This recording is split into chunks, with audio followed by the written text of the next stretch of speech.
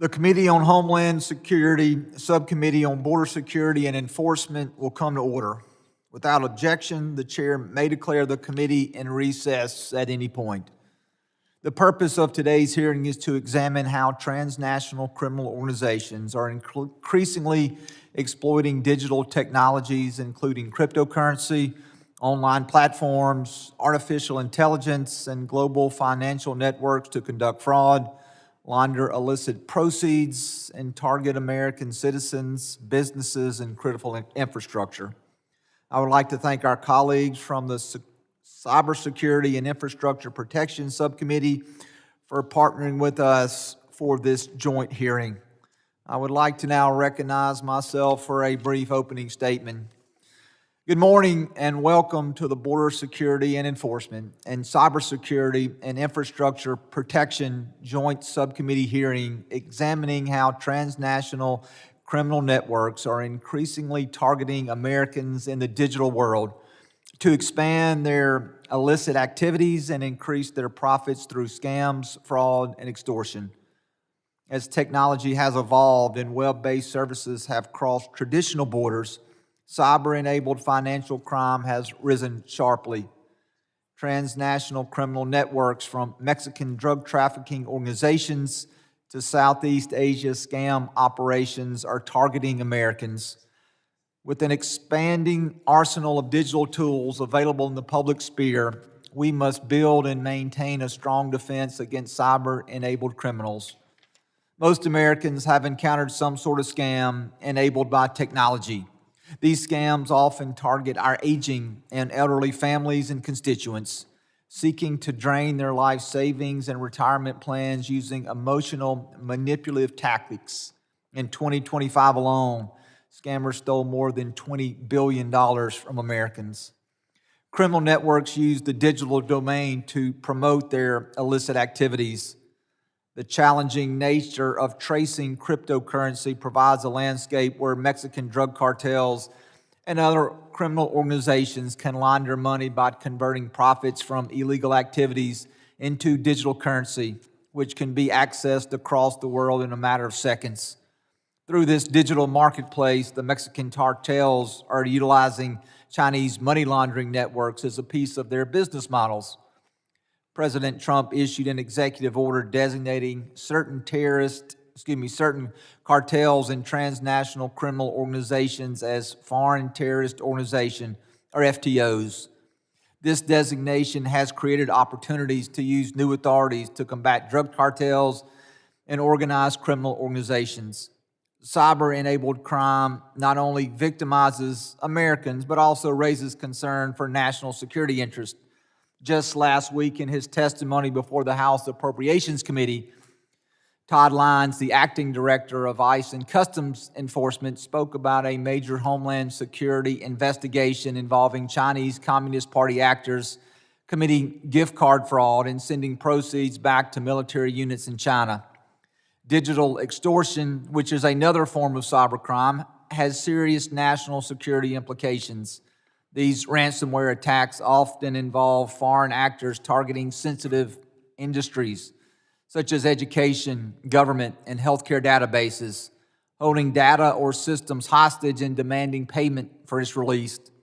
My home state of Mississippi just recently experienced a major ransomware attack, and I know that many of my colleagues' districts have experienced attacks as well. The severity and increasing frequency of these attacks is deeply concerning. Our critical infrastructure, our data, and our constituents must be protected. Congress must step up to secure our virtual border. President Trump's recent executive order identifying cyber-enabled crime as a priority and pushing an offensive approach on combating cybercrime is a positive step, but it must be built upon. Given the role of industry, public-private partnerships are critical to facing these threats head-on. It is important that Congress examine how transnational criminal organizations are exploiting digital technology and targeting Americans. Today we have with us experts who will share their insight on this growing issue and provide a valuable discussion on how Congress can work together to combat financial crime.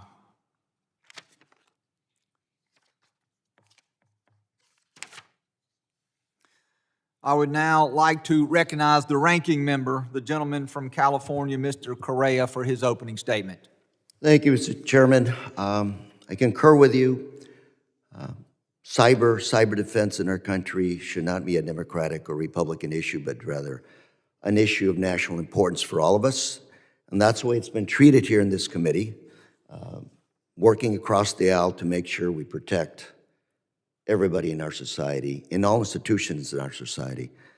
We start out by telling you that I'm now a senior, and now I get senior discounts, and I guess that also comes with an ass kicking. Recently, I was at home looking through my personal email, and I got an email from the IRS. Got my attention, looked legit, had the IRS logo, everything on it. It also said, unless you call us today, we will come and seize your assets, including your bank account assets. So, I picked up the telephone number and I called that 888 number, and the person on the other side answering the phone call said, get your credit card ready. You have to pay us $20,000 right away. Well, otherwise, we will be on our way to your house, and they told me where I lived, to pick you up and have you arrested. Pretty interesting conversation, very convincing. And I thought to myself, okay, what will some of my other seniors in my district do when they get that telephone call? They call, how much money will they pay? And all of us know as seniors that you don't tell your children when you get whacked. You don't tell your children when you get suckered. You just live in peace. The other side of that social democratic bell curve are young children today that are essentially cyber-bullied, young ladies who are essentially forced into doing things they shouldn't be doing. Otherwise, those pictures will be released to the world. Middle of that bell curve, you have one of my accounting firms in my district who got hacked, ransomware. The head of that firm had a choice. Report it, have all of your customers know that you did not have the system in place, so they will go to somebody else for services. And number two, you will be opened up for civil liability because somebody hacked your system. It's not a good place to be. And Mr. Chairman, today I'm hoping beyond learning more about what's going on, we can come up with some good solutions that we can work on moving forward. Cyber criminals, transnational organizations are no longer confined by borders. They're sophisticated, organized, leveraging corruption, cutting-edge technology, human trafficking, especially those in China, Southeast Asia. They have built large scamming centers, very sophisticated, targeting our communities in the United States. According to the FBI, cyber-enabled fraud in 2025 led to over $17.6 billion worth of reported losses. Reported losses. Beyond that $20 billion, I bet you there's a lot more out there that will never go reported. Top of that, artificial intelligence, helping these transnational organizations scale their operations and increase their success rates at the expense of our taxpayers and citizens of this country. Highly personalized messages, password cracking tools, deep fakes where you can't tell between what's real and what's not. This is what our citizens are facing on a very everyday basis back home.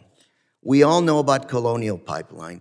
We all know about those big incidences that are reporting in the newspaper. But I believe the small firms, the individuals, moms and pops back home, never report this stuff. And when the threats are getting worse, my concern is this administration is failing to respond in many ways. Over the last year and a half, cybersecurity infrastructure, or CISA, has had a third of its workforce cut. And their efforts, CISA, instead of defending us against cyber, their efforts are now redirected towards immigration enforcement and not cybersecurity. The President's fiscal year 2027 proposed additional cuts that threaten, again, the defenses to defend our homeland and Main Street. Same way, Homeland Security Investigations, or HSI, those agents that have been dedicated to combating child exploitation, digital financial crimes, those efforts also redirected towards immigration enforcement. As I said earlier, Mr. Chairman, I hope you can look at these issues objectively, focus on the issues, the challenges that we have not only today, but moving forward, and come up with some good solutions across the board, across the aisle here, that we can all work together. Our constituents, our citizens are depending on us, because at the end of the day, a chain is only as strong as its weakest link. And this chain is about government, private sector, platforms out there, and consumers working together under the leadership of the federal government. Mr. Chair, thank you very much. Thank you, Mr. Correa. I would now like to recognize the chairman of the Subcommittee on Cybersecurity and Infrastructure Protection, the gentleman from the great state of Tennessee, Chairman Ogles, to deliver his opening statement. Thank you, Mr. Chairman, for holding the joint hearing and for partnering with my subcommittee to examine what has become one of the most urgent and far-reaching threats to the American people today. The hearing we are convening this morning concerns a problem that touches every community in this country. It affects retirees in Tennessee and Florida, college students in Mississippi and New York, small business owners in the Midwest, veterans, teachers, and families who do nothing wrong other than answer a phone call, open an email, or respond to what appeared to be a trusted message online. What they encounter on the other end is not a legitimate contact.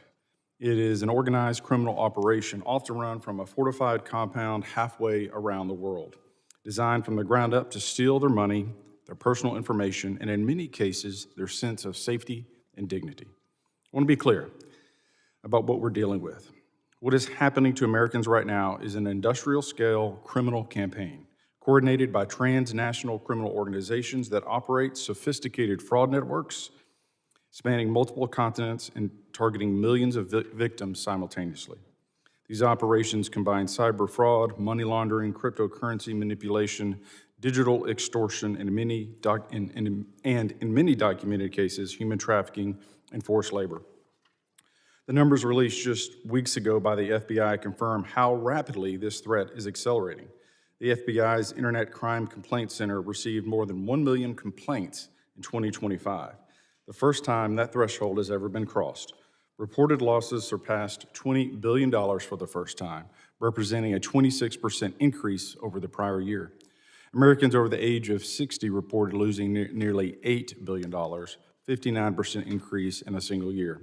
And for the first time, the FBI dedicated an entire section of its annual report to the role of artificial intelligence in enabling these crimes, documenting more than 22,000 complaints with AI-related components. Behind these numbers are real people whose lives have been upended. Seniors who lost their retirement savings to a voice-cloned phone call from someone they believed was a grandchild in distress. Young people targeted by sextortion schemes designed to exploit fear and shame. Small investors lured into fraudulent cryptocurrency platforms through deepfake videos of trusted public figures. Business owners locked out of their own systems by ransomware and forced to choose between paying a ransom to criminals or watching years of work disappear. These networks are deeply connected to organized transnational syndicates, many run by organized crime groups with roots in the People's Republic of China and the Russian Federation. Hundreds of thousands of people have been trafficked into scam compounds across Southeast Asia, forced to carry out fraud under the threat of violence and death. Chinese nationals and PRC-linked triads operate the largest compounds, and Beijing has been slow to act against the networks that victimize Americans while generating billions along China's periphery. Artificial intelligence is making all of this worse. Criminal organizations are using AI to clone voices, produce deepfake videos, and automate the targeting of millions of victims simultaneously. And ransomware groups are integrating AI into their attack chains to launch attacks faster than defenses can respond. This administration recognized the severity of the threat, And I want to commend President Trump for taking decisive action. On March 6th, the President signed an executive order on combating cybercrime, fraud, and predatory schemes against American citizens. That order directs the Department of Homeland Security and other federal agencies to conduct a comprehensive review of existing operational and regulatory tools and to develop a coordinated action plan to identify, disrupt, and dismantle the transnational criminal organizations behind these schemes. That is exactly the kind of whole-of-government approach that this moment demands. The American people deserve a government that fights for them with the same intensity that these criminal networks use against them. Our witnesses today will help us understand the full scope of this threat and the tools we need to combat it. I look forward to your testimony. Thank you for being here. I yield back. Thank you, Chairman Ogles. I would like other members of the committee to be reminded that opening statements may be submitted for the record. I would now like to formally introduce our panel of witnesses. First, Ms. Cynthia Kaiser is the Senior Vice President at Halcom Ransomware Research Center. She previously served as Deputy Assistant Director of the FBI's Cyber Division, where she led policy, intelligence, and partnerships to support victims and disrupt cyber adversaries. Second is Mr. Ary Redborn. He is the Global Head of Policy at TRM Labs. Prior to joining TRM Labs, he was Senior Advisor to the Deputy Secretary and the Undersecretary for Terrorism and Financial Intelligence at the United States Treasury, where he used sanctions and other regulatory tools to effectively safeguard the financial systems from illicit use by terrorist financiers. Third is Mr. Josh Bercu. He is the Senior Vice President of Policy at U.S. Telecom, the Broadband Association, and also serves as the Executive Director at Industry Traceback Group, where he works closely with government agencies to identify and mitigate scams and fraudulent calls. And finally is Ms. Megan Stifel. She is the Chief Strategy Officer at the Institute for Security and Technology. She previously held roles in both the private and public sector, including with the Department of Justice, where she served on details as a policy director for international cyber policy in the National Security Council at the White House. Again, ladies, gentlemen, thank you so much for being with us today. We look forward to hearing your testimony, to having you brief us so that we can craft policy to better protect our fellow American citizens. I would ask at this time all of our witnesses if they would please rise to allow me to administer the oath before testimony. If all of our witnesses would please raise their right hand, and if you would please repeat after me. Do you solemnly swear that the oath testimony you will be given before the Committee on Homeland Security of the United States House of Representatives will be the truth, the whole truth, and nothing but the truth, so help you God? Let the record reflect that our witnesses have answered affirmatively. Thank you, and please be seated. I would now like to give each of our witnesses an opportunity to make an opening statement. I recognize Ms. Kaiser for 5 minutes to summarize her opening statement. Thank you, chairmen, ranking members, and members of the subcommittees. Thank you for the opportunity to appear before you today. My name is Cynthia Kaiser. I currently lead the Ransomware Research Center at Halcyon, a cybersecurity company whose mission is to defeat ransomware. Before that, I spent 2 decades at the FBI, and I've given my career to understanding the criminal networks that we're discussing today. And I'm here to tell you that what they're doing demands a response that matches the gravity of their crimes. I want to begin with a statement that I believe this committee and every American should hold in mind throughout this hearing. The people committing these crimes are not merely technical actors engaged in financial misconduct. They are predators. They are callous, and they are, in many cases, knowingly endangering and ending human lives, and they do not care. As you noted, FBI released its 2025 Internet Crime Report earlier this year. The picture it paints should make every American genuinely, viscerally angry. Angry that cyber criminals are stealing a generation of wealth from our country. Angry that more than 75,000 victims of sexual extortion were caught in a cycle of abuse. And angry that during just one FBI operation, 38 victims were referred for suicide intervention. That's 38 people so devastated by cybercrime that agents feared the victims would take their own lives. Since 2023, ransomware attacks have risen over 20%, and they're getting faster. Attacks that used to take weeks now take hours.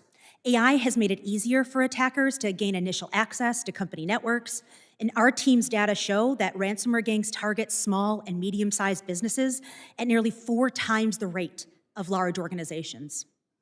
Last year, healthcare overtook all other critical sectors to become the single most targeted industry for ransomware. Attacks against hospitals and medical facilities nearly doubled from 238 in 2024 to 460 in 2025. That is more than one ransomware attack on an American hospital or health system every single day. Make no mistake, this was a business decision. Ransomware actors, who are criminal entrepreneurs as much as they are hackers, have calculated that when lives are on the line, hospitals are more likely to pay. They looked at cancer patients, dialysis patients, newborns and NICUs, and decided these patients were acceptable leverage.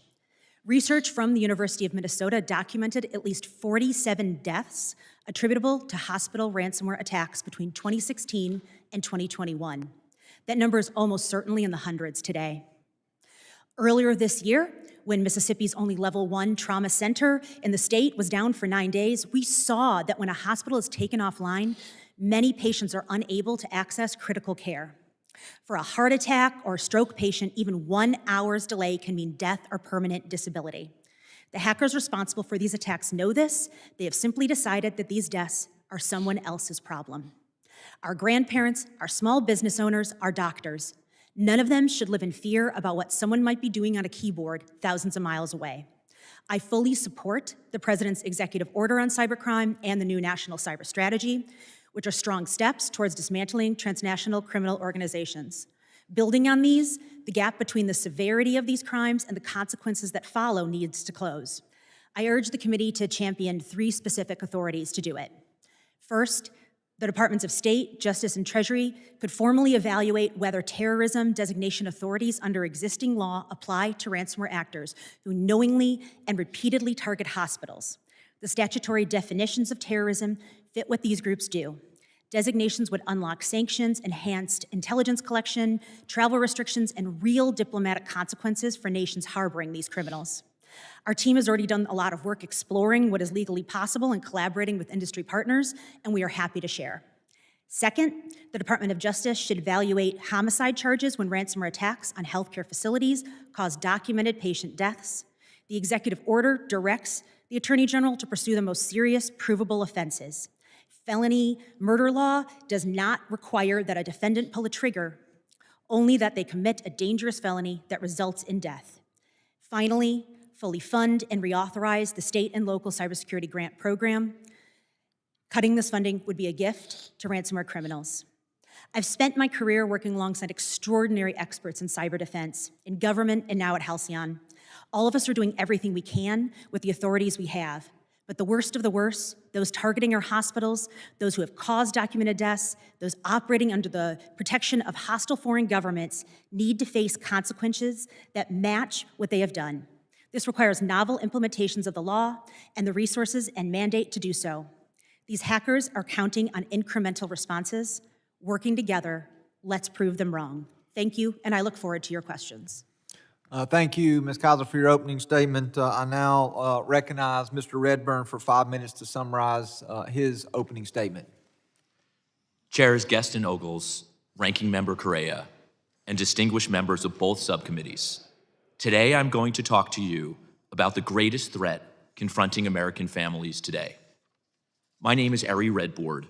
I am honored to appear before you on behalf of TRM Labs, where we work every day with law enforcement, financial institutions, and national security agencies to detect, investigate, and prevent illicit activity in the digital asset ecosystem and beyond.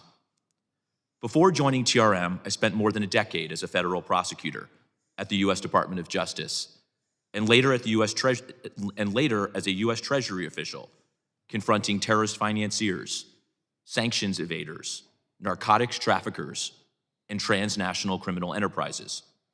I do not say this lightly. The industrialization of cyber-enabled fraud by transnational criminal organizations is the most pervasive, economically destructive, and dangerous financial crime threat that I have seen in my career. The consequences are immediate and they are personal. A grandmother in Ohio sends her retirement savings to a scammer. A veteran in Texas transfers his home equity to a fake investment platform. A family in North Carolina watches their life savings vanish. This is economic violence at industrial scale. We must respond with all our might, and we must do so together, because these are not abstract losses. They are the futures of Americans, and the networks taking them are organized, relentless, and scaling faster than our response. The numbers underscore the urgency. TRM's 2026 crypto crime report documented $158 billion in illicit crypto flows in 2025. That's a 145% increase over 2024. Fraud and scams alone drove $35 billion. And with only about 15% of victims reporting, true global losses exceed $200 billion. These flows run through one interconnected ecosystem. Pig butchering compounds in Southeast Asia, many staffed by trafficked workers, generate fraud proceeds. Mexican cartels buy fentanyl precursors from Chinese suppliers with cryptocurrency. North Korea stole about $2 billion in cryptocurrency last year to fund weapons proliferation and destabilizing activity. Every one of those streams moves through the same plumbing. Chinese underground banking networks that processed over $103 billion last year alone. And artificial intelligence is accelerating these schemes. Through Chain Abuse, TRM's global scam reporting platform, we have documented a more than 500% increase in AI-enabled scam activity over the past year. The solution to the criminal abuse of AI is not to ban or stifle the technology. It is to use it, and use it wisely. At TRM, we are already building those tools. Every innovation our adversaries turn against American families is one we can turn back against them, faster, smarter, and at greater scale. The threat is daunting, but it is also one we can solve, and solve together. We know what to do. The White House executive order on combating cybercrime names this threat for what it is, a national security threat, and creates a whole-of-government mandate. The DOJ's Scam Center Strike Force has exemplified that approach in action. But we live in an age where the private sector holds the data and the public sector holds the authorities. Neither can confront this threat alone. That is exactly what TRM's Beacon network was built to bridge. Beacon is the largest public-private network for the interdiction of illicit proceeds and the seizure of stolen funds in the digital asset ecosystem, connecting every major cryptocurrency exchange with 70 law enforcement agencies across the US and allied nations. When a victim reports a scam, Beacon can move actionable intelligence in real time to the exchanges and agents who can interdict and seize back those funds. That is the type of real-time public-private coordination the executive order envisions, already operating and ready to scale. Congress can codify that framework, pass a digital assets hold law so exchanges can freeze illicit funds, empower the private sector through cyber letters of marque or white hat hacking to disrupt criminal infrastructure, create a victim compensation fund, give federal, state, and local law enforcement the tools and training to fight back. We can protect American citizens by leveraging transformative technology for good, and we must do it together. The tools exist. The networks like Beacon prove what is possible when the public and private sectors move as one. Thank you, and I look forward to your questions. Thank you, Mr. Redborn. I now recognize Mr. Bercu for 5 minutes to summarize his opening statement. Chairman Guest, Ranking Member Correa, Chairman Ogles, and members of the subcommittees. Thank you for the opportunity to testify today and for your leadership on this critical issue. I'm Josh Bercu, Executive Director of the Industry Traceback Group and a Senior VP at U.S. Telecom. U.S. Telecom leads the Traceback Group, which is designated by the FCC as the consortium for tracing illegal calls. I also served on the FTC's Scams Against Older Adults Advisory Group and on ASPEN's National Task Force for Fraud and Scam Prevention. The telecom industry has been making progress to protect American consumers from illegal calls. We've deployed tools like call blocking, call authentication, and industry-led traceback, complemented by aggressive enforcement by our government partners. It used to take law enforcement months to determine who made an illegal call. Now, with traceback, we often find those criminals within hours. We work closely with federal and state law enforcement, routinely tracing calls referred to us, including scams impersonating the Department of Homeland Security, and providing actionable information to support enforcement. We know this works. Raids of illegal calling operations in India led to an 85% drop in IRS scam robocalls. FCC and state attorneys general action virtually eliminated an illegal auto warranty campaign. Today, scam robocall volume is 50% lower than its peak. The Traceback Group has worked with banks, tech companies, and others to identify the criminals behind these calls and support law enforcement action, including recent information sharing supporting HSI takedowns. Fraudsters have evolved from high volume to higher impact. The most sophisticated operations, as my colleagues have already discussed, are run by organized transnational criminal networks. A decade ago, the dominant illegal calling threat was concentrated in South Asia, especially India. Today, the most consequential development is the rise of industrial-scale scam compounds in Southeast Asia. Mexican drug cartels have built their own illegal calling operations targeting Americans as well. We now face a global fraud-as-a-service marketplace where tools, tactics, and infrastructure are rapidly shared and operationalized. The methods used to bring these schemes onto U.S. networks are evolving as well.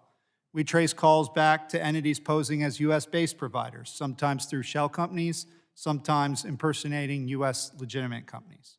We see growing instances of calling platforms compromised and used to deliver scam calls. SIM boxes are used to generate calls from within the United States, even if the callers themselves are located abroad. To put it simply, criminals have adapted to traceback enforcement by hijacking or deploying domestic infrastructure. These trends underscore the limits of what industry can do on its own.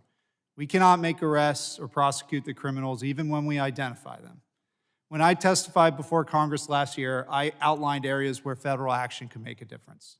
The administration's March 2026 executive order is an important step. It reflects the whole of government approach that this problem demands and treats scams as what they are, crimes. Now the focus must be implementation. There are three areas where Congress can help. First, reinforce the EO and its enforcement mandate by providing resources to support investigative capacity, prosecution, and cross-border coordination. Prosecutors and investigators must be able to move with urgency and work with willing partners abroad. Our industry, including the Traceback Group, stands ready in support. Second, provide a safe harbor for information sharing for improved fraud prevention and detection. Emerging partnerships show real promise in identifying and disrupting scams. A safe harbor could unlock even deeper collaboration. Third, support and scale what works, including proven tools like Traceback. Fraud continues to take a toll on American consumers. We are committed to being a constructive partner in this fight. Thank you, and I look forward to your questions. Thank you, Mr. Bercu, for your opening statement. I would now like to recognize Ms. Stifel for 5 minutes to summarize her opening statement. Chairman Guest, Chairman Ogles, Ranking Member Correa, thank you for the opportunity to testify today. I'm Megan Stifel, the Chief Strategy Officer at the Institute for Security and Technology. We are a 501c3 nonprofit critical action think tank focused on the implications of technology for our national security. In our work on cybersecurity, we address misaligned incentives in the technology ecosystem that leave our critical infrastructure vulnerable. At IST, I also serve as the Executive Director of the Ransomware Task Force. I'd like for you to think back to the spring of 2021. 5 years ago next week, the Ransomware Task Force released its report with 48 recommendations for a comprehensive anti-ransomware campaign. 2 weeks later, the Colonial Pipeline was shut down by a Russian ransomware gang, endangering 40% of the gasoline supply east of the Mississippi. Government agencies were forced to warn Americans not to put gas in plastic bags, as gas lines in some states brought back memories of the 1970s. Since Colonial, we've seen attacks on the meat processor JBS, the LA Unified School District, Common Spirit Hospitals, Change Healthcare, CDK Global, and more. Ransomware rose to the level of an urgent national security threat that demanded our attention. Today, I'm pleased to report that we are making some progress in the fight against cybercrime. The national security threat posed by ransomware has decreased, thanks in part to the work of this committee. But we cannot rest on our laurels. Criminals are constantly evolving, and so must we. Cyber fraud, from extortion-based intrusions to business email compromise, continues to cost our economy billions each year, with significant impacts on small businesses. Nation-state adversaries are leveraging the cybercrime ecosystem to target our critical infrastructure, and rapid advancements in artificial intelligence-enabled cyber tools threaten to erode many of the gains we've made in cybersecurity in the last few years. Recent actions by the administration have emphasized the importance of countering cybercrime. However, challenges with cuts to the federal workforce and funding, as well as organizational upheaval, all threaten to stall this progress. In addition, the administration's strategic approach risks leaning too heavily on disruption at the expense of shoring up our defenses at home. In fact, for the first time, we've seen material steps backwards when it comes to implementing recommendations from the Ransomware Task Force. This committee in particular should continue its bipartisan oversight of the administration to ensure that CISA is able to carry out its mission in the face of significant cuts to its workforce. Beyond the immediate changes needed, we must also look to the future. We will never achieve our strategic goals in cyberspace without moving upstream to make systems-level changes. This requires a firm foundation for efforts like the Common Vulnerabilities and Exposures, or CVE program, which helps the entire ecosystem understand and defend against cyber threats, and which is coming under increasing pressure from AI-discovered vulnerabilities. It demands more accountability for services like residential proxy networks that are regularly abused by criminals and nation-state adversaries.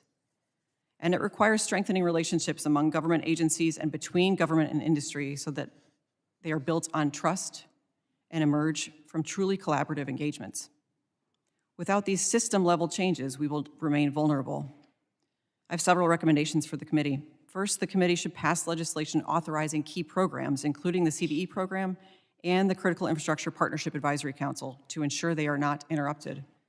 Second, members of the committee should work with your counterparts to pass long-term or permanent extensions of cybersecurity authorities, including the Cybersecurity Information Sharing Act of 2015 and the State and Local Cybersecurity Improvement Act of 2021.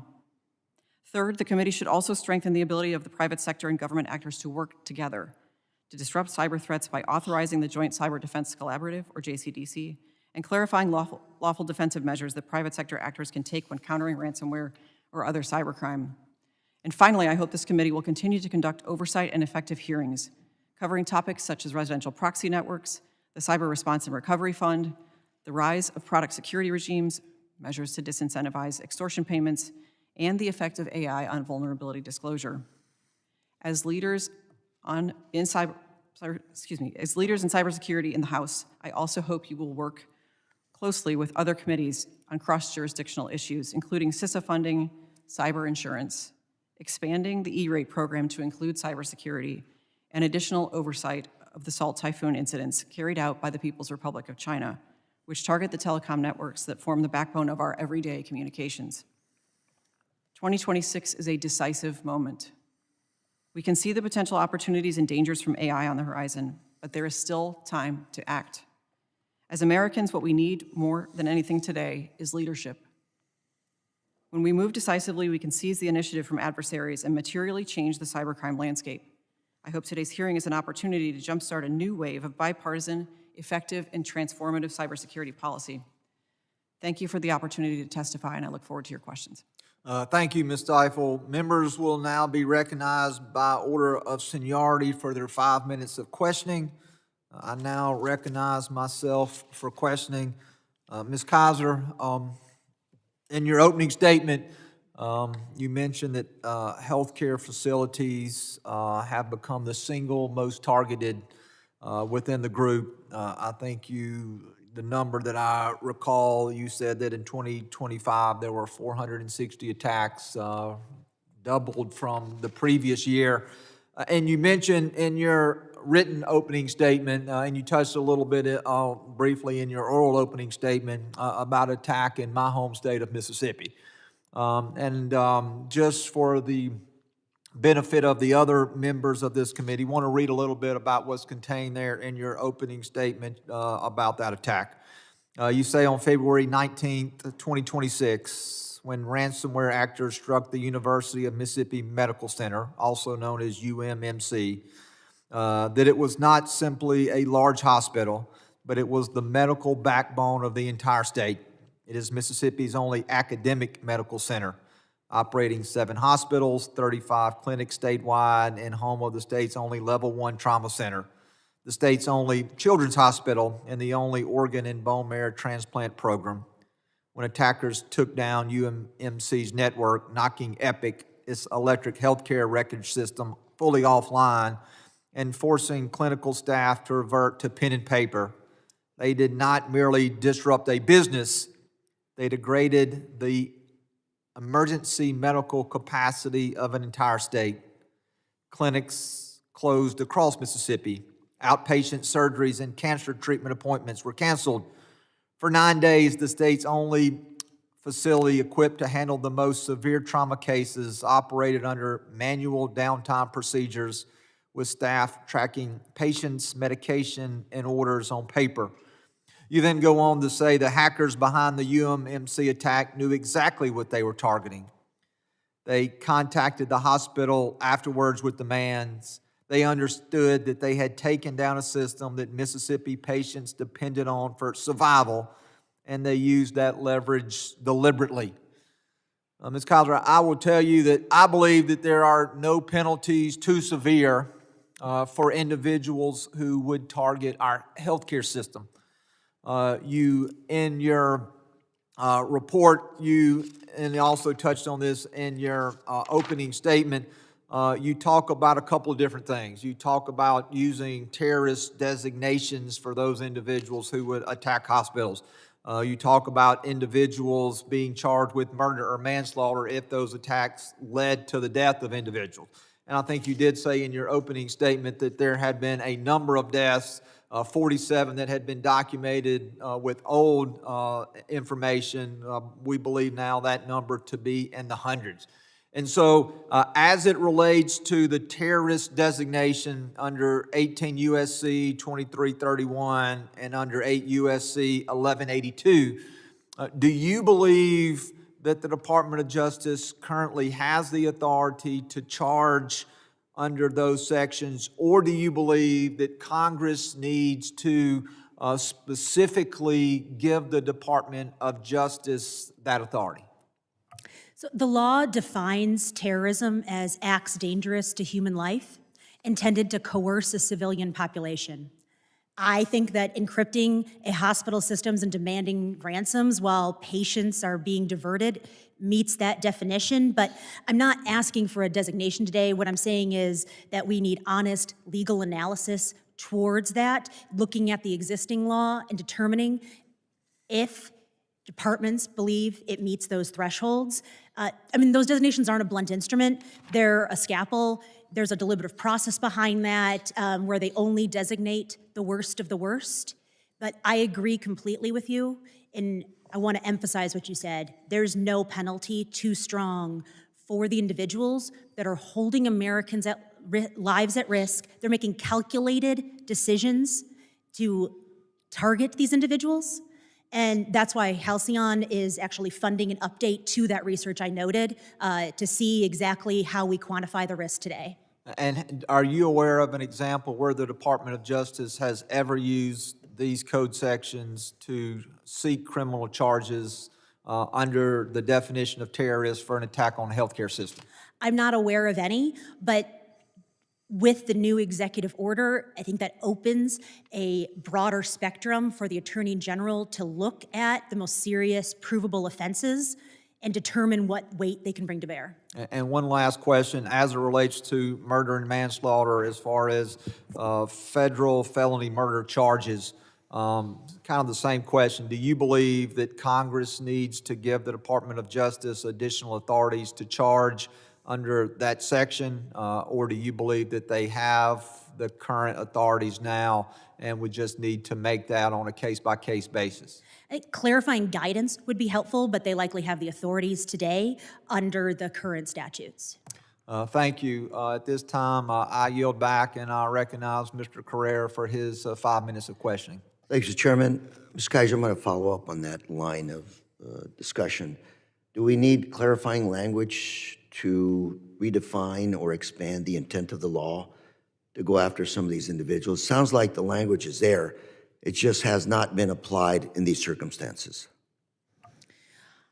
We've conducted legal analysis and have determined on our end that the language exists as it is now to be able to pursue this, but the process by which they conduct those types of activities is something that needs to be arbitrated across all of the departments. I'll emphasize one specific aspect there. It can be very difficult to prove an exact death at a hospital or medical facility in the middle of an attack. So we can look at Medicare data, Medicaid data, and say there's an excess number of deaths when there's a ransomware attack. But proving that one specific death is harder when you're going to paper and pen, when you don't have electronic records, when you're in the middle of a crisis. So the way in which a prosecutor needs to approach Is this akin to the felony murder rule? Yes, And trying to think along those lines. exactly. Thank you.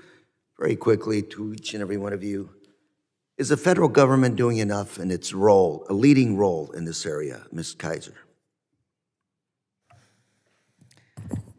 I worked these issues for years at FBI, and Do we need to step up even more?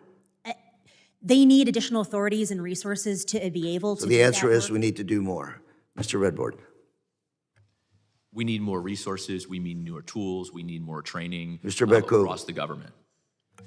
We continue to work well with the federal government, but more is something that we think continues to need more resources and prioritization. Ms. Stifel.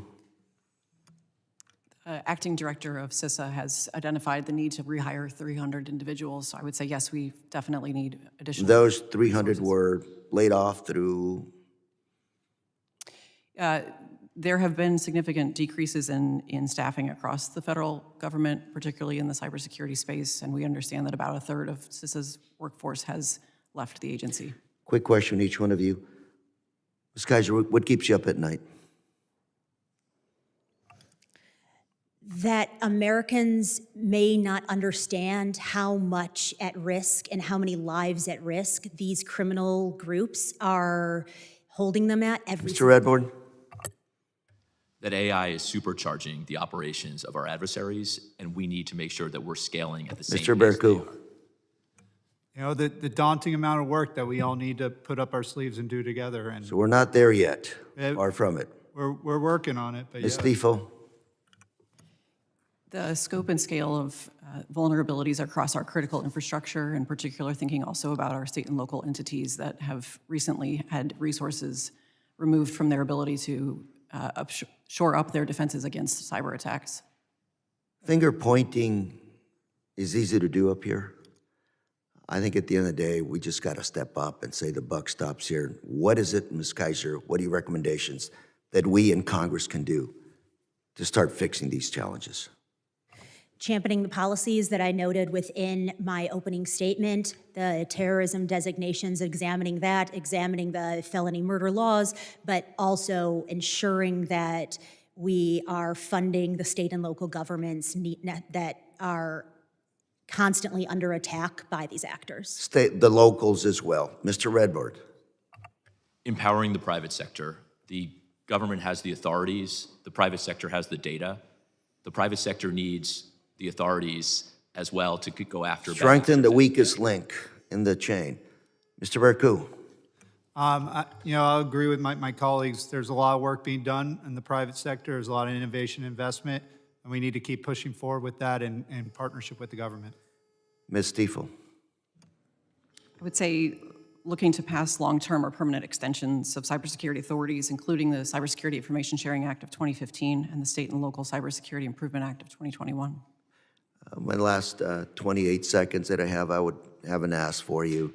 5 minutes is very short for us to get to specifics, but I would ask each and every one of you to give me in writing later on your 5 top recommendations of what we here in Congress can do to move forward on these issues, not only protecting the future colonial pipelines, but protecting Main Street.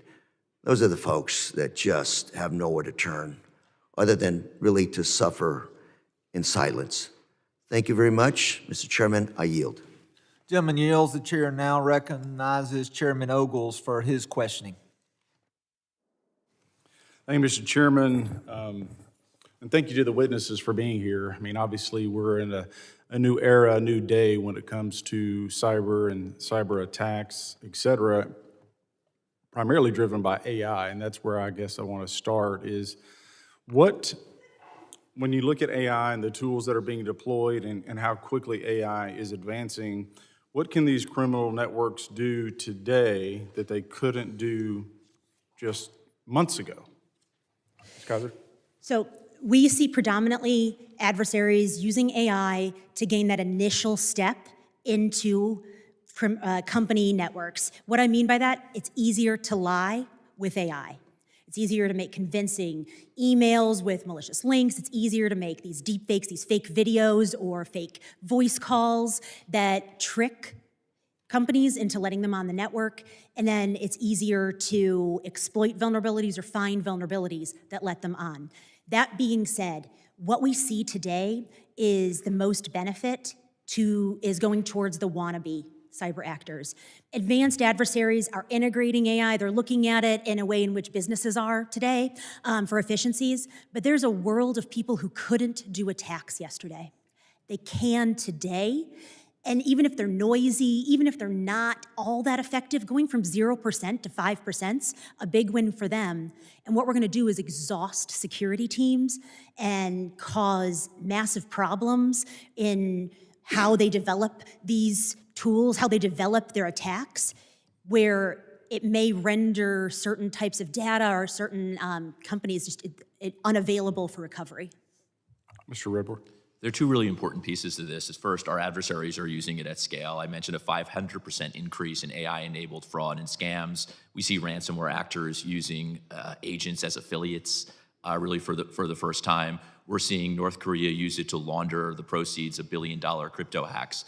But the other part that sort of I'm most focused on at TRM, we're working with the Department of Justice, with the Treasury Department, with the FBI, IRS, CI, DEA, Secret Service, to provide AI-enabled tools that allow us to move as fast. For me, that's the answer here, right? Bad actors are always early adopters of transformative technology. Think automobiles, end-to-end encrypted messaging apps, crypto, and now AI. We need to move as fast as those bad actors, and the tools exist today. Mr. Bercu? Yeah, you know, I'd echo a lot of the comments of my colleagues that it really enables the improvement of the quality of the scam and really helps that. It makes, you know, more people are able to do the scams now that the equipment, but it also increases the scale and what we see in the calling side. That said, you know, similarly, our folks are using AI. They've long used machine learning, automation, and so there's some things like it's easier in the calling networks to detect someone making millions of calls versus someone making 5 really bad ones. So some of our tools actually still work well in an AI world, but we're continuing to evolve as well. Ms. Stifel? AI is making it harder for victims to say no to making a payment. And one of the reasons for this is the shift that we've seen in the ransomware ecosystem, whereas previously ransomware actors encrypted data, meaning that they locked it up. They now take the data and use it to extort victims to force them to make a payment. So when they've copied records, whether it be from a hospital, intellectual property from a Fortune 500 company, or someone's private images, as the ranking member described, they're now using AI to analyze that data to be better able to, they in fact, in many cases, know the victim's financial, for example, their financial capacity more than the victims do, and they're using that analysis capability to essentially have a response to every blockade that the victim tries to assert, making it harder for the victims to not make the payment and disclosing this information, eventually jeopardizing both the long-term stability of that organization, but also putting our ability as leaders in the global economy and innovators at risk. Thank you, ma'am. Ms. Kaiser, 5 years ago, the Department of Justice made the decision to elevate ransomware investigations to the same priority level as terrorism cases. As we go forward, should it be not just a priority, but actually classified as a terrorist attack when you're targeting critical infrastructure? There are substantial benefits to what you're talking about. I mean, a designation doesn't just freeze assets, it changes the entire geopolitical equation. In particular, imagine telling a foreign government you have a designated terrorist living in your country. That changes safe haven conversations with these countries that are harboring all of these criminal groups. I think this will really have an effect, especially among the 60 nations whom we share a membership with the International Counter-Ransomware Initiatives, saying nation states that tolerate ransomware criminals, they need to feel that pressure. And then real quickly, obviously this is a problem at scale. I mean, prior to my current role, I was CEO of the county executive. We had a regional hospital in my county, incredibly vulnerable, right? So what is more practical? Making that type of designation and cutting the head off of the snake, so to speak, or trying to equip municipalities across the country? Either is difficult, but we've got to figure this out as we go forward because, again, it's becoming more aggressive. Really quickly, and I'll yield back, Mr. Chairman. I don't think I can choose. I think you have to have defense and offense to be able to block these attacks at their source. One note I'd make is that when we're equipping municipalities, when we're providing out those funds, we do need to make sure that we're equipping them with the knowledge as well of how to spend that money, how to arbitrate between the various aspects, and ensuring, to your earlier question on AI, we're looking not just at prevention, which is going to be really difficult in the age of AI, but like how do you detect it quickly? How do you kick them off your network? How do you really make sure you're resilient? Thank you. I yield back, Mr. Chairman. Gentleman yields back. The chairman recognizes the gentleman from Rhode Island, Mr. Magaziner, for his questioning. Thank you, Mr. Chairman, and to my colleagues and to our expert witnesses here. Cyber scams are a tremendous and growing challenge. We see that in my home state of Rhode Island. We know that critical infrastructure is being targeted, water systems, power systems, hospital systems, businesses, organizations. I think the most tragic stories are when seniors are scammed out of their life savings that they worked their whole lives for, and in some cases reduced to poverty as a result. So this is something that should be a priority of this Congress, and I thank my colleagues for convening this hearing. A few issues that I wanted to call attention to and ask our witnesses about. Mr.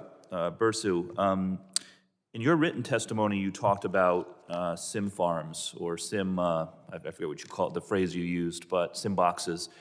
I think this is very important, and a few of us had a classified briefing on the topic not long ago. Could you just explain to all of us once again what these are and why they're so dangerous? Yeah, absolutely. So it's where the criminal actors will get prepaid phones, prepaid SIM cards. They can plug it into technology, and then they are able to generate from the U.S. on our networks calls that really, when the caller may sit, or text messages and the like, may sit abroad. So it really is an enabler. It's not calls coming in through foreign gateways. They're actually starting in the U.S. And crucially, some of these SIM boxes or SIM farms, can generate thousands of calls, right? Thousands of calls, essentially anonymously, that can be used, with real phone numbers to fraudulently scam people. Is that right? Yes. One of the challenges is it doesn't look like an individual who's making hundreds of thousands of calls, because it's individual numbers, individual SIMs making a handful of calls. But it is something the industry's been working on, how to better identify it with traffic and analytics. Well, that's what I wanted to ask about. I mean, to any of our witnesses, do you feel that the telecommunications industry is doing enough to identify where these SIM farms are located? Because as I understand it, if thousands and thousands of calls a day are being made from the same building, the same geography, that ought to be something that the companies themselves could track and potentially flag for the authorities. Is that not right? So it's something the industry has been working on. There's, it's a complex ecosystem. It's not just customers of the large carriers. It's sometimes their resellers. But it is something that we've been working. We've had a working group with the major carriers that we've been tracing back calls, that we identify SIM farms, sharing information, and figuring out how to do filtering and other things to take them down quicker. Would anybody else like to weigh in on this? Is there more that the industry could be doing or that we could help the industry do to locate these SIM farms? All right. Let me ask a related question then. My understanding is that one of the things that these fraudulent numbers are used for is to open fake social media accounts, right? You can use a fake phone number from a SIM card to open a Facebook account or an X account or whatever. Once it has been identified that an account has been opened with a fraudulent number, why would a social media company keep those accounts active? Am I correct that the big social media companies are still keeping accounts active that they know were created with a fake phone number? That's my understanding. And so, I think we have to have a conversation with our industry partners, not just in the telecommunications industry, about locating these SIM farms, but also with the email companies, the social media companies. If there is an account, and I think there's millions of them, that we know were opened fraudulently with fraudulent phone numbers, why are you keeping those accounts active? They're clearly being used for fraud. I just want to ask, I only have a moment left, so I just want to ask all of our witnesses, the CISA workforce has been absolutely decimated over the last year. I think close to half of the CISA employees have been eliminated. Does anybody think this is a good idea from a cybersecurity point of view? Okay. Second, the administration has approved the sale of advanced NVIDIA chips to China, to the Chinese Communist government that is in many cases a sponsor of cyber attacks against the United States.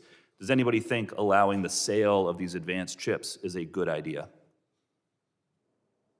Well, that's something that I think we ought to do something about as a Congress on a bipartisan basis. And with that, I'll yield. Gentleman yields. The chair now recognizes the gentleman from Arizona, Mr. Crane, for his questioning.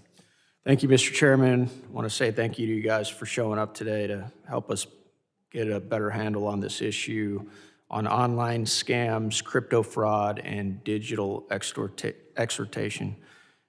I actually had a constituent reach out to me probably about 6 months ago who saw an ad on Fox News, and it was for farming equipment, tractors, et cetera, used equipment. He actually ended up making the purchase and never received the product. So he reached out to me. We were able to get in touch with the federal agencies who looked into it. Thankfully, the bank worked with this gentleman and helped him get his money back. But then he continued to text me, letting me know that he was still seeing this ad run on Fox News. So a lot of our constituents see something on Fox News or CNN or whatever channel they're watching, and they see that having some integrity to it. We really haven't covered, that I've heard in this hearing, what would you guys advise average Joe American to do? What, operating procedures would you have them look at in avoiding even getting involved in any of these scams? I'm going to start with you, Ms. Kaiser. So when I was at the FBI, one of the teams that I had responsibility for was the Internet Crime Complaint Center, so the group that does the report we talked about today.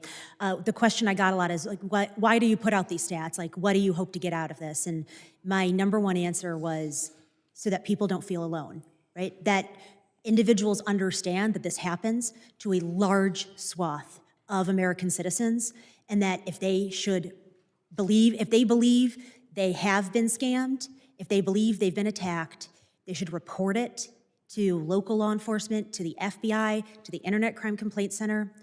They should contact their bank right away, because oftentimes, and I'll defer to my colleague on some of these money flows, but oftentimes some of that money can be recouped if it's done quickly. But before we even get to that point, Ms. Kaiser, where they're attacked, how do they avoid getting attacked in the first place? how do they notice or have their spidey senses go off that, hey, this doesn't exactly feel right? Does anyone want to help the average Joe American with that one? So it's incredibly difficult, but what I would note is that if you feel under urgent pressure, it's probably a scam. Take a beat, take a step, call someone in your family, contact and identify ways in which you can verify that company. But it's really when you're put under pressure, oftentimes that's the biggest indicator that something's wrong. Go ahead, Mr. Redborn. I would just add, and I think that was quite frankly beautifully said. I think what we need is a massive public service campaign at a federal level across all these different jurisdictions. A just say no, if you will, for scams and fraud. We need people to understand that, to take a beat, as Ms. Kaiser said. At TRM, we run the largest reporting database for fraud and scams in the crypto ecosystem. It's called chainabuse.com. You can go on your phone and look at it right now. It's just open source. It provides victims an opportunity to report so other people are not ultimately scammed down the road. So I think it's a combination of things. You're right that we talk a lot about offense and how to go after these transnational groups, but really defense is a key part of this, and I think public service and awareness is absolutely critical here. Of all the ways that these scammers can target Americans, whether it's text message, social media, phone calls, emails, of all of those, are you seeing these individuals target specifically or more predominantly through a certain means? It's through a whole host of different types of ways. Just to put a point on, I think one more thing Ms. Kaiser said is that the FBI has been terrific in this area. It's not only through IC3, but they run a program called Level Up, where they're literally doing hand-to-hand combat. They're going to reach out to victims directly, show up at your door, and say, hey, don't go ahead and send those funds. Obviously, it's very hard for this to scale, but you marry technology with that type of initiative, and there's a lot of good work being done out there. Absolutely. My office 2 weeks ago had FBI out at events in Payson, Arizona, and Overguard to help residents identify and look at some of the ways that they could possibly be scammed or defrauded. So I want to say thank you to the FBI for doing that. Mr. Bercu or Ms. Stifel, with my remaining time, do you guys have any suggestions for Americans on how to avoid even getting entangled in any of these fraudulent schemes? Yeah, I'd agree with my colleagues, especially to take a beat, but I think one is recognize that any of us could be a victim. I mean, I work on these issues, and I was under the spell for a few seconds when I got a message that my account was accessed from Russia. So it can happen to any of us, so I think that's why the take a beat is really important. But take advantage of the tools that are out there. There's blocking, labeling, there's other things on the phone side. Use those. Thank you. I yield back. Gentleman yields back. The chair now recognizes the gentlelady from Illinois, Ms. Ramirez, for her questioning. Thank you, Chair and Ranking Member, for this hearing today, and for the witnesses all for being here as well. Well, the substance of this hearing is certainly very serious. We're back to Republican hearings dripping in unseriousness. And I'll tell you why. It's laughable that my Republican colleagues are trying to use this time to condemn fraud, extortion, and crime, while one, supporting the most corrupt, scammy administration in U.S. history, and two, being completely unwilling to conduct oversight or rein in the scammer-in-chief. In preparing for today's hearing, it was noted profit-motivated transnational criminal organizations, they leverage corruption, intimidation, and advanced technologies so they can reach new markets and create income streams. Such organizations defraud U.S. citizens, businesses, and government agencies, while at the same time moving billions of dollars in illegal earnings through global financial systems. Does this sound familiar to anyone else? The House Judiciary Committee Democrats released a report last year that documented how the president has used his office to enrich himself and his family with crypto holdings worth as much as $11.6 billion and income of more than $800 million from the sale of crypto assets in the first half of 2025 alone, while at the same time dismantling federal oversight and safeguards that once protected Americans from fraud, from scams, and financial exploitation. Profit-motivated transnational crime, corruption, and scamming, that's how the Trump administration operates. He uses all those tools to reward his loyalists and then to be able to remain in power. Look, while I agree we have to combat corruption, crime, and scams, and it has to be important for us to understand the U.S. economic and national security impact, we also have to understand that combating these threats require adequately resourcing and staffing these federal agencies, staffing critical infrastructure, and having checks and balances and policy solutions that make us all more secure. But my colleagues here are unwilling to do any of these things. How? They're decimating CISA, they're abdicating their oversight authority, and they're wasting our time instead of advancing policies that protect working people from today's crooks and con men in office or from buying seats in Congress. Look, my district is so tired of corruption, of self-dealing, and lack of accountability. And so I want to get to a quick question here. Ms. Stifel, it's my understanding that in March, the White House released President Trump's cybersecurity strategy for America. The document was just over 3 pages of substance around about, I think, 6 pillars. In your professional opinion, is a 6-page document with 3 pages of substance sufficient to describe a comprehensive strategy for American cybersecurity?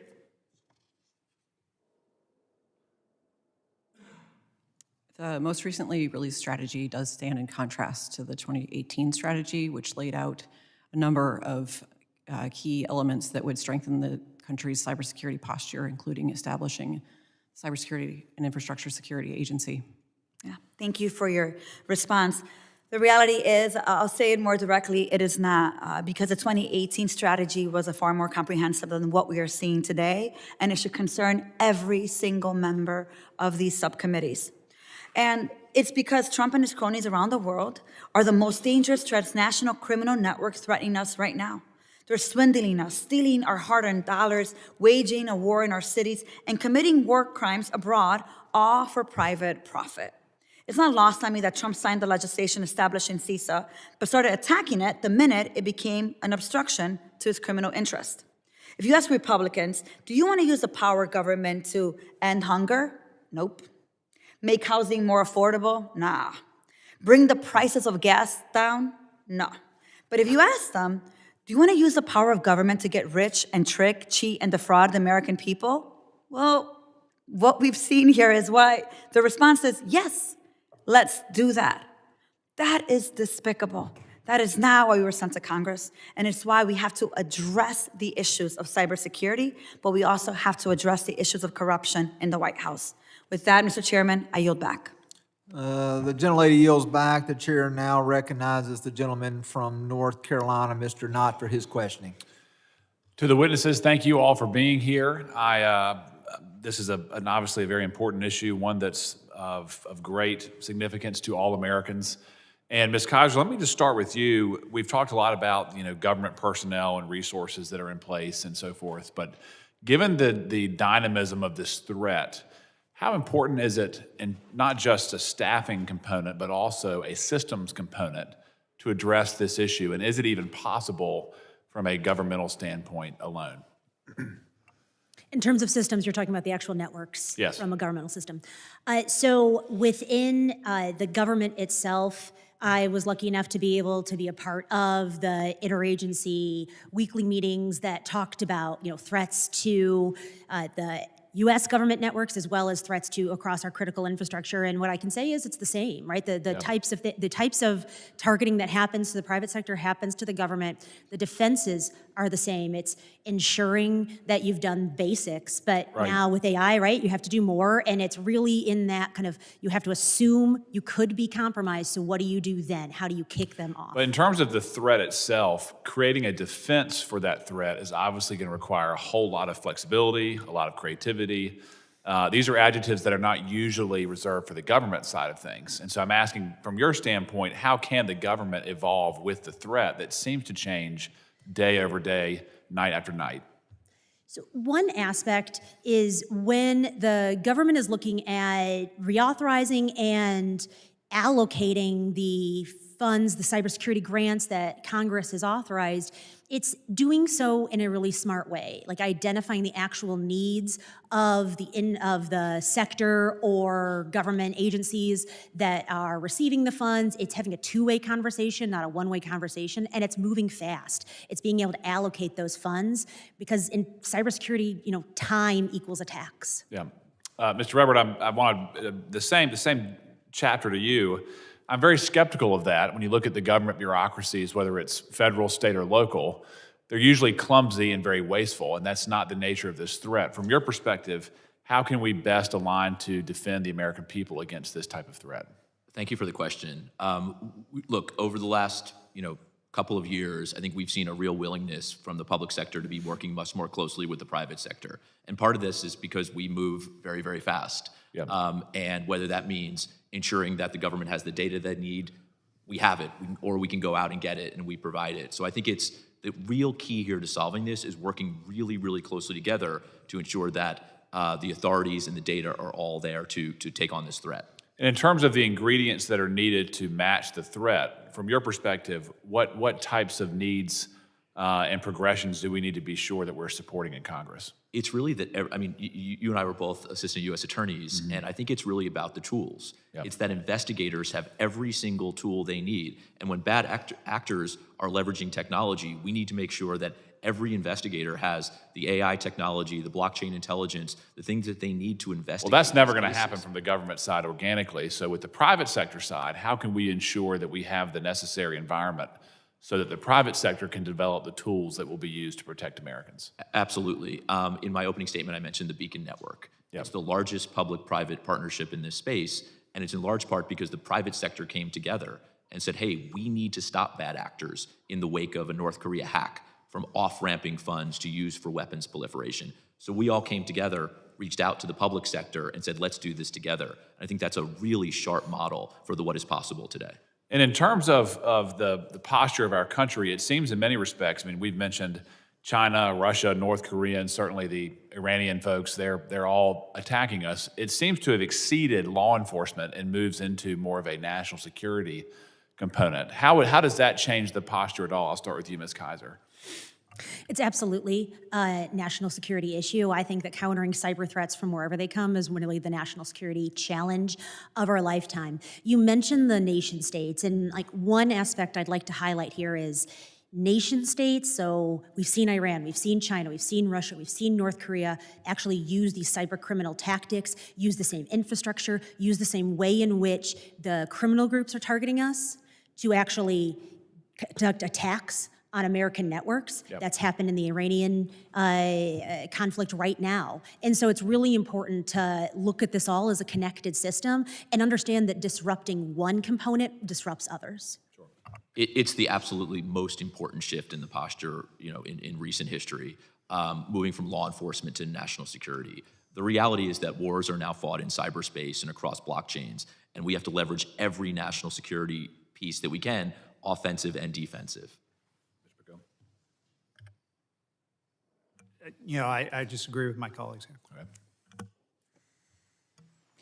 I would just add that I think we also, as we're thinking about CISA, is for Congress to authorize the Joint Cyber Defense Collaborative. We, as you have reiterated, depend on industry to help strengthen and defend America, and we at this point are not on our strongest footing with, among other things, also the lapse of the Critical Infrastructure Partnership Advisory Panel capability for the Secretary of DHS and the Director of CISA to have honest conversations with industry about the range of threats that they're facing and the capabilities they can bring to defeat them. Great. Mr. Chairman, I yield back. Gentleman yields back. The chair now recognizes the gentlelady from Texas, Ms. Johnson, for her questioning. Thank you, Mr. Chairman. Thank you all for being here. I think this is a very critical and important discussion in our nation at this time. We've all experienced an extreme increase in spam texts and calls ranging from toll road payments and UPS package fees to solicitations for crypto investments or even romantic relationships. In 2024 alone, Texans reported losing $1.35 billion to scams, with the most significant losses reported to those over 60 years old. WFAA, a local news outlet in Dallas, reported that scam reports increased in 2025 by 118%. doubling what was reported in 2024. These scams often target vulnerable communities, and 3 in 10 Americans who lost money to scams say it has a significant impact on their finances. And in one case, a victim lost $47 million, causing an entire bank to collapse and hundreds of people to lose their retirement savings. The truth is, these sinister operations by profit-motivated transnational criminal organizations are operating at a never-before-seen scale, and our government is not equipped to address it right now. This is a self-inflicted wound thanks to the Trump administration's gutting of CISA, whose mission includes identifying and preventing these crimes. And I want to echo many of the concerns my colleagues have made and many of you on the panel have made concerning the defunding of CISA, and that we need to absolutely invest in a robust CISA if we're going to address this problem. Ms. Stifel, my understanding is that these scams have accelerated in recent years to the proliferation of hundreds of large-scale compounds powered by forced labor across Southeast Asia, particularly in Burma, Cambodia, and Laos, as well as the Philippines. In Cambodia, for example, corrupt officials allow scam centers to operate in the open, where scamming now generates $12 billion annually, over half of that country's GDP. Why is international collaboration so critical in addressing these scam centers, and how have recent cuts in the reorganization of the State Department put those efforts of collaboration at risk?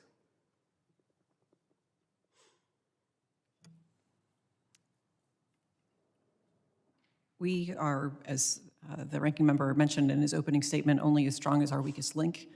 And the examples that you gave are representative of issues that we see as we also explore ransomware, including the willingness of safe havens to harbor criminals and not respond to requests for assistance or to deny, bury their head in the sand. We depend on a whole of government, as my colleagues have mentioned, response to the threats that this country faces that are emanating through information and communications technologies, or the internet. That means that we need to have not only a deep bench at CISA, but we also, as you mentioned, need to have a deep bench at state.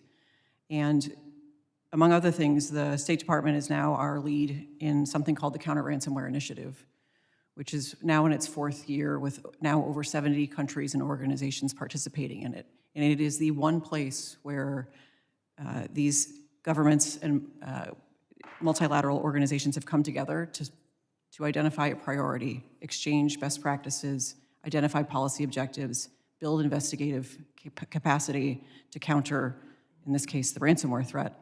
But that type of leadership that emanated from the United States, the Counter-Ransomware Initiative, is something that the United States started, and the State Department has taken on the responsibility to carry the mantle in this administration.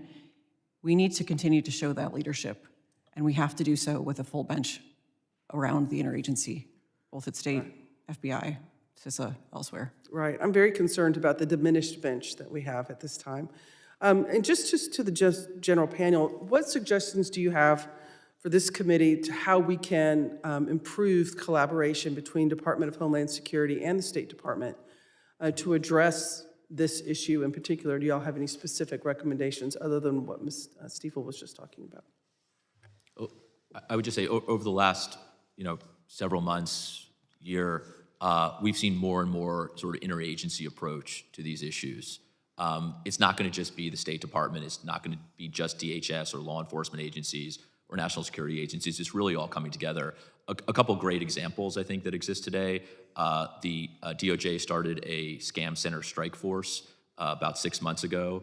There was a takedown of one of these large scam compounds in Cambodia called Prince Group that involved the largest forfeiture action in U.S. history, about $15 billion of proceeds from this type of illicit activity. There's a model in place, but there's also 10 more, 15 more Prince Groups across Southeast Asia. And we have to leverage every authority, from offensive cyber to public-private work, in order to go after these bad actors. Unfortunately, I'm out of time. But Mr. Chairman, thank you for this conversation. I do think responding to scams in this country is one of the most critical things we can be doing, and I applaud the work. Thank you. Gentlelady yields back. The chair now recognizes the gentleman from Virginia, Mr. Walkinshaw, for his questioning. Thank you, Mr. Chairman, and thank you for holding this hearing on an important topic. We want the bureaucrats to be traumatically affected. When they wake up in the morning, we want them not to want to go to work because they're increasingly viewed as the villains. We want their funding to be shut down. We want to put them in trauma. That was Russ Vought, President Trump's OMB director, talking about, among others, the 1,000 federal workers who worked at CISA were fired, pushed out, or driven out. So while we have an executive order, words on paper, that says we take this issue seriously, we have a lot of language at the dais today about how important this is. This administration is not taking cybersecurity seriously. Because when you treat the experts who are doing the work, and they are creative, I'll talk about that. When you treat the experts that way, you're not taking the issue seriously. I want to just cite some of what you wrote in your written testimony, Ms. Stifel. The Critical Infrastructure Partnership Advisory Council, a core mechanism for coordinating cyber policy across government and industry, has yet to restart since being shuttered. The Secretary of Homeland Security, if the Secretary of Homeland Security decides to convene sector-specific advisory committees, coordination will be a challenge given cuts. Budget cuts to the FBI's cyber division, expected to reduce personnel by half. The acting commander of U.S. Cybercom testified that the effect on the command's ability to carry out its mission would be impactful because of budget cuts. We've talked about the state and local cybersecurity grant program, which proved, quoting Ms. Stifel, effective in marshaling resources to help state, local, tribal, and territorial governments improve their defenses, yet it has been zeroed out in the administration's budget.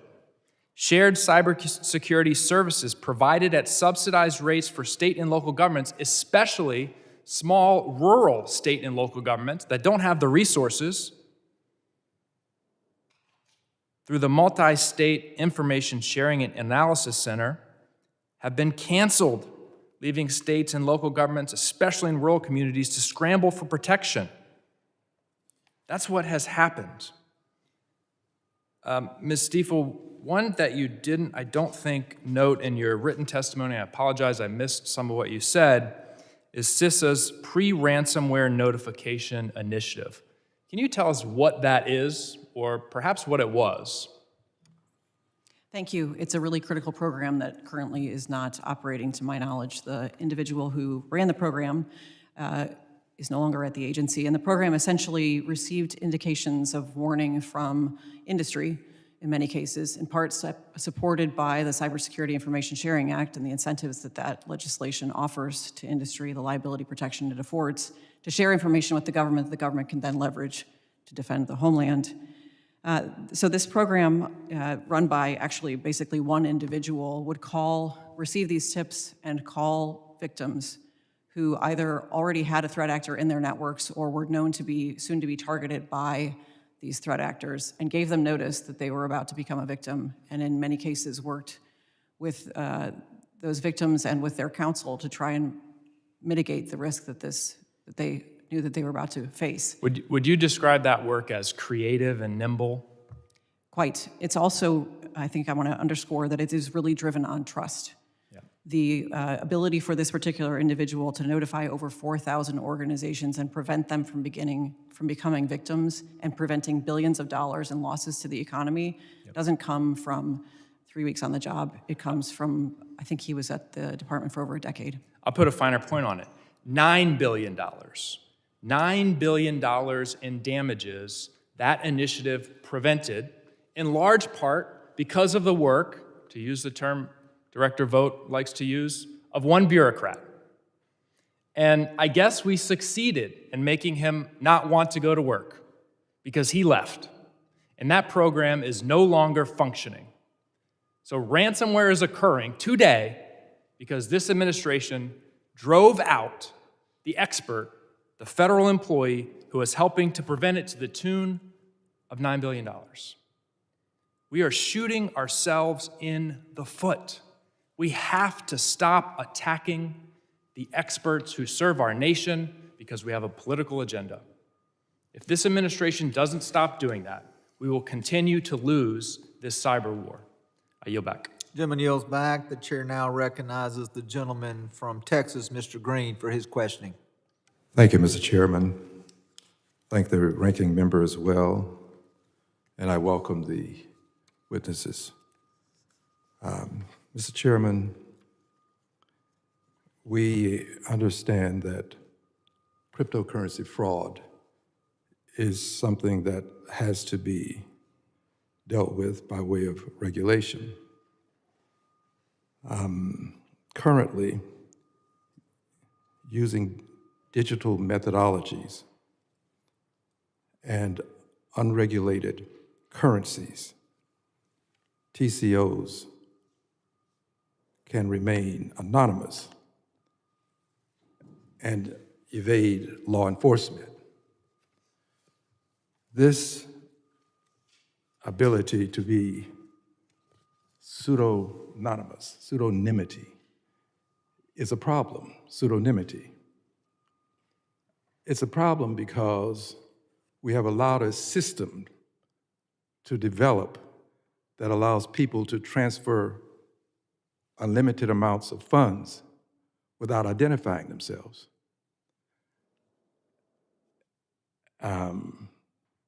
Ms. Stifel, how do you propose we regulate such that we can deal with the pseudonymity aspect of the transference of large sums of money, which, by the way, may go to terrorist organizations, used for ransom purposes, extortion?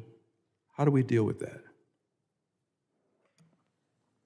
Congressman, when we established the ransomware task force, one of its core recommendations was to ensure that know your customer and anti-money laundering capabilities were required of exchanges that transmit these currencies. In addition, we think that similar due diligence measures can also be taken in other aspects of the ecosystem, for example, in the domain registration space, that would also help us take a more scaled approach to combating a range of illicit activity online. Now, pseudonymity exists and is efficacious because you have peer-to-peer transfer of money, cryptocurrency. In the banking system, you have a central bank. Goes to the central bank, then to a person. We still have this problem of peer-to-peer transfers. By the way, we can catch many of the culprits, but it's difficult. And some of the culprits get away because of peer-to-peer business. And the crypto industry is spending millions upon millions of dollars to make sure Congress has people within it who are going to support the peer-to-peer transfers. They place privacy above the ability to prevent extortion, to prevent avoiding paying taxes on money. This pseudonymity has to be dealt with such that we, as you said, know your customer. But you can't know your customer if you don't have a customer to know. So again, I'm not pressing you. I understand you understand the problem. But the problem is actually bigger than simply saying we'd like to regulate when millions upon millions are being spent to buy the best Congress that money can buy, to support the crypto industry's insatiable appetite to maintain pseudonymity. I welcome a comment if you have one. The ability to investigate illicit activity is central to the government's ability to defend the nation. And so I would assert that there's definitely a need to have greater visibility into a range of activity online, which is one of the reasons why in my written testimony I reiterated the need to reauthorize the Cybersecurity and Information Sharing Act of 2015. I have 11 seconds. Yes, I read body language quite well. Thank you so much. I spent my career as a prosecutor investigating cases involving bulk cash smuggling and networks of hawalas and shell companies and high-value art. There was no ability to trace those things on an open public ledger. We work very closely with law enforcement today to be able to combat fraud and financial crime and crypto because we actually have the ability to watch every transaction in real time. And there's a lot of benefit there. Thank you. Thank you. And every transaction is more than just a few thousand transactions. Do you agree? Every transaction is more than a few thousand transactions. I'm so sorry. You said you have the ability to watch every transaction. Every transaction in real time on an open public ledger. Where Right, crypto moves. and what I'm saying to you, that is an awesome number of transactions. It's an awesome number of transactions. We can now see more transactions on blockchains than we can in the traditional world. And in so doing, you have to also not only see them, now you've got to look into each one of them so as to ascertain whether or not this is a part of some illicit trade. Absolutely, and we can now do that on blockchains where you never could do that in the traditional financial system, right? Through networks of wire transfers and bulk cash. Now we can see every transaction move on an open public ledger in real time and track and trace to build investigations and see. Are you saying that all transactions are on the open public ledger? All transactions on public blockchains, so Bitcoin And public blockchain? Public blockchains. Okay, do you agree that there are blockchains that you are not monitoring? We monitor every blockchain. Every blockchain in history, every blockchain that exists? When you lose visibility on financial transactions in the cryptocurrency world, it's often because it moves into a cryptocurrency exchange or off the blockchain. Certainly there are privacy tools, and we are getting very, very good at being able to track. Permit me to ask this as a follow-up. The people who engage in extortion, and succeed with the extortion, explain how they elude the transparency that you're speaking of. It's really become a race. It's a race between law enforcement and bad actors. Bad actors are trying to off-ramp their funds as fast as they can. So a ransom payment is made in Bitcoin, for example. The FBI and others are using tools like TRM to track and trace. But it's this cat and mouse game that has always existed, and that's why we have to shut down those off-ramps. And just real quickly, those off-ramps are highly regulated. They're required to have, in the United States today, they're required to have compliance controls. I'm in agreement with you. That's why I mentioned the awesome number, because of the number and the speed at which these transactions take place and the pseudonymity associated with it. It makes it difficult to catch the culprit who's moving quickly before you can get to him. And that's why it's so important that law enforcement and regulators have the tools to move as fast as these bad actors. I agree with you. Thank you. Thank you. Gentleman yields back. I would like to, again, thank our witnesses for being here. Just to show the frequency of these attacks as we were here addressing this very important topic. My good friend and the ranking member received an email scam just moments ago. So this is another one, as he would say. So this is an ongoing issue that we will continue to address. Again, your testimony, your insight into these topics help us as we try to shape policy and try to make sure that we are legislating to protect the American public. In closing, the members of this committee may have additional questions for the witnesses. We would ask that witnesses respond to any additional questions in writing. Pursuant to Committee Rule 7E, the hearing record will be held open for a period of 10 days. And without any objection, this committee stands adjourned. Thank you again.